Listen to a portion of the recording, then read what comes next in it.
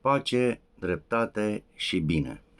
Nu știu de ce, dar simt că există combinații fericite de cuvinte ce îmi declanșează anumite amintiri ori reflexii neașteptate. Mai rău este că am trecut pe lângă aceste cuvinte și altădată, dar nu mi-au spus nimic sau cel mult au primit o explicație rapidă, ștearsă, fără continuări.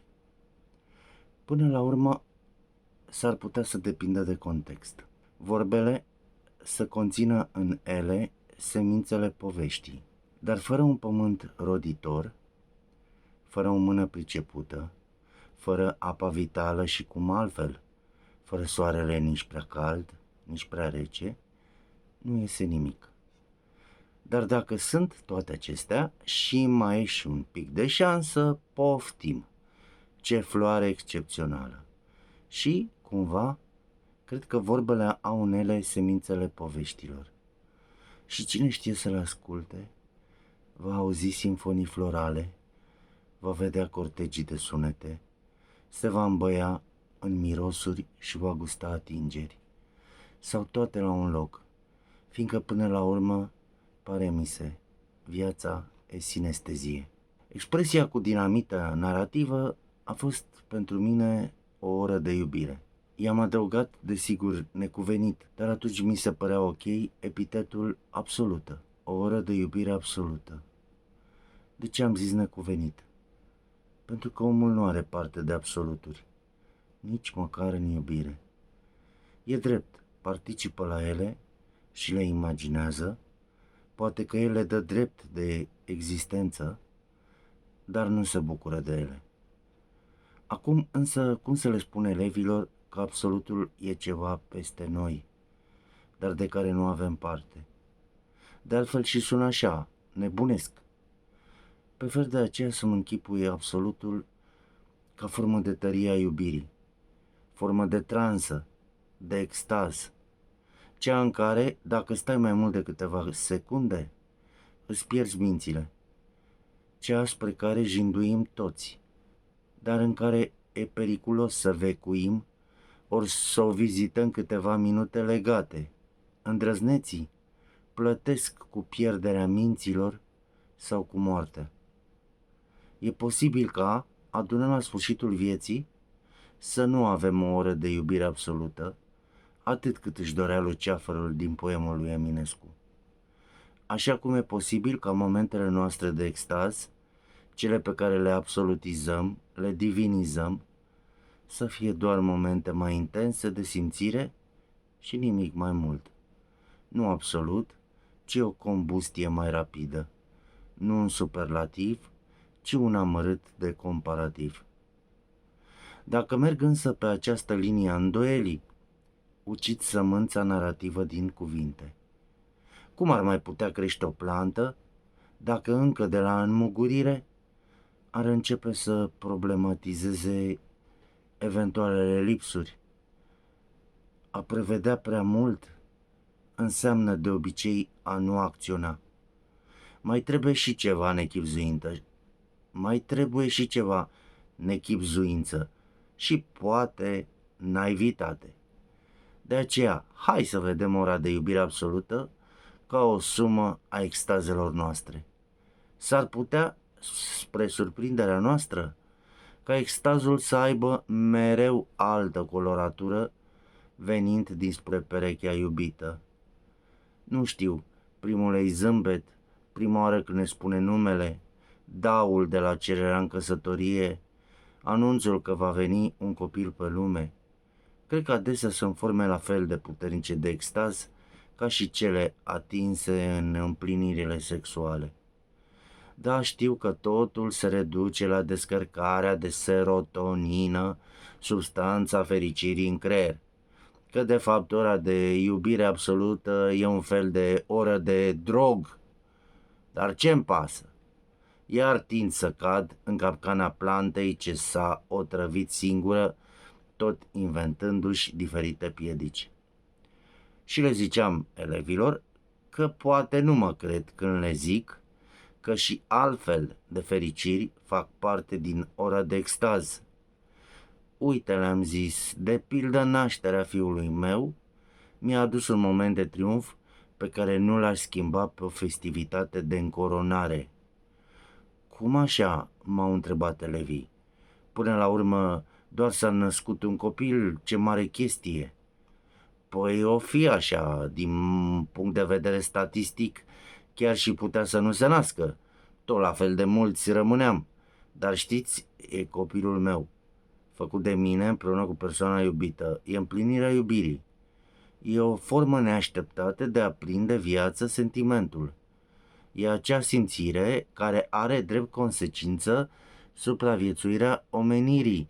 Și cum să nu chiui când vezi că există o dovadă a iubirii, mai mult, o ființă nouă. E în acel bebeluș ce apare un imn de bucurie pentru ceea ce a fost iubirea, dar mai ales un nou început și cumva o garanție că iubirea nu se termină, care rezerve inepuizabile pe mulți ani. Dar doreți să vă spun ce s-a întâmplat atunci? Mai bine revenim la comentariu, le-am sugerat elevilor. Da, după cele dăduse în semințele poveștii, mai înțelege-te cu clasa dacă poți.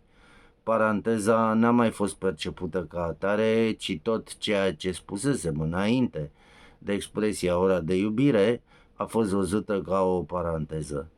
Acesta era de fapt mesajul lecției. Așa credeau elevii, așa simțeam și eu. Nu puteam lăsa povestea nespusă. Eu tremuram să o zic, ei să audă urmarea. Era ceva în creierul tuturor care fâlfâia narativ. Planta nu mai putea fi oprită să prindă viață. Ideea este, când s-a născut fiul meu, acum mai bine de 20 de ani, era carantină în spitalele din București. O epidemie de gripă afurisită îi decisese pe doctori să interzică accesul la pacienți, iar vizitele se făceau în condiții foarte stricte. Măsura medicală dura deja de ceva vreme și noi, românii, cum suntem tari pe poziții doar 3 zile, evident că am început să căutăm tot felul de forțări ale interdicției. Portari care ne lăsau să trecem pentru o mică șpagă, asistente care închideau ochii dacă erau îngreunate cu ceva parale, doctori care dădeau permise de trecere pe bază de relații și cadouri. Uneori însă toate acestea nu aveau mare trecere. Ei bine, la acea maternitate strictețea a fost în genere respectată. Mă rog, măcar ziua, cât erau doctorii pe acolo la serviciu. Oricum, preț de 10 zile, după ce s-a născut fiul meu, nu am reușit să-l văd decât o singură dată, 2 minute. O asistentă, cu greu unsă la buzunar, m-a dus lângă sala unde era depozitat micuțul și mi l-a descoperit o clipă la față, de parcă ar fi fost o comoară de neprivit de ochii muritorilor. În fine, în cele 10 zile m-am tot chinuit să-mi aduc aminte cum arăta acel chipuleț, dar nu puteam deloc încă focaliza. În altă ordine de idei, nu prea am avut grijă în acea perioadă. Îi mai duceam soției câte ceva de mâncare, mai stăteam cu ea pe holul spitalului, cum se procedează de obicei în asemenea instituție.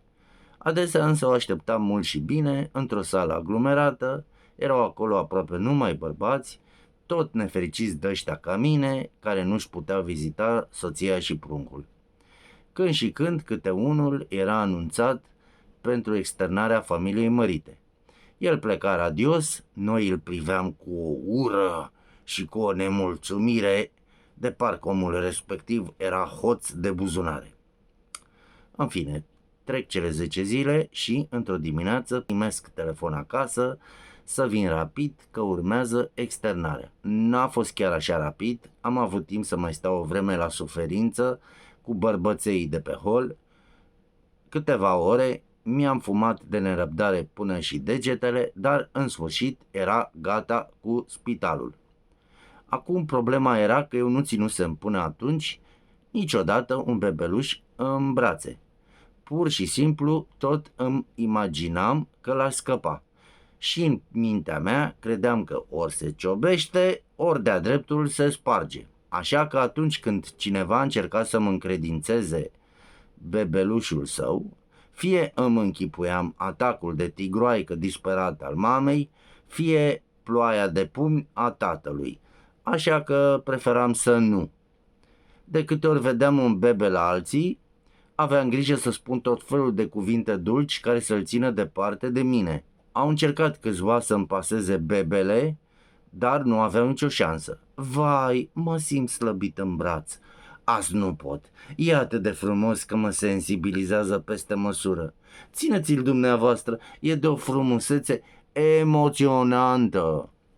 Cu astfel de texte, evident subțiri, reușisem să supraviețuiesc binișor până în ziua externării, fără să mă ating de asemenea marfă delicată. Numai că atunci a apărut o asistentă grasă cu Fimiu și mi l-a pus în brațe, fără să țină seama de niciunul dintre fasoanele mele. Felicitări, domnule tată, aveți un băiat drăguț, schimbați-l din hainele de spital și luați-l acasă. M-am uitat disperat după nevastă mea, dispăruse în ceață. Nu știu, avea poate de rezolvat ceva acte de externare. În fine, nu era acolo. Cum să îmbrac chestia aia care se mișca din brațele mele?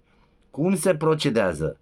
Eu eram expert la dezbrăcat. Doamne, nu la înfășat prunci, Dumnezeule! Conștient de neputința de a face o asemenea acțiune, am decis rapid să-i dau o șpagă consistentă grăsanei. Doamnă, dacă nu vă e cu supărare, ați putea dumneavoastră să-l înfășați? Uitați aici hainele, eu nu mă prea pricep. Mă rog, era o formă de a nu-i spune că sunt tufă la așa activitate. Corpolenta, după ce și-a studiat buzunarul căptușit cu bagnote, a surâs amabil, de parcă mi-ar fi făcut ochi dulci, și, în 2 timp și 3 mișcări, fit, l-a dezbrăcat, zbang bang, i-a pus un Pampers, a rotit din mâini de câteva ori, de m-a luat amețeala și tanam, copilul era gata învășat, bun de scos în oraș. Avea niște scutece de mătase foarte frumoase, desigur albastre ca pentru băieței, îi se vedea doar conturul feței, ce mai era un model standard de bebeluș demn de arătat lumii. În fine, a sosit soția, am terminat cu actele, cum n-avea multe bagaje, i-am zis să meargă ea înainte cu ce mai era de dus și eu veneam în urmă cu bebelușul. Am ajuns la sala de așteptare. Și acum vine momentul extazului. Acolo erau toți bărbații care așteptau așa, în gol ca și mine anterior, să se întâmple ceva, să se anunțe ceva.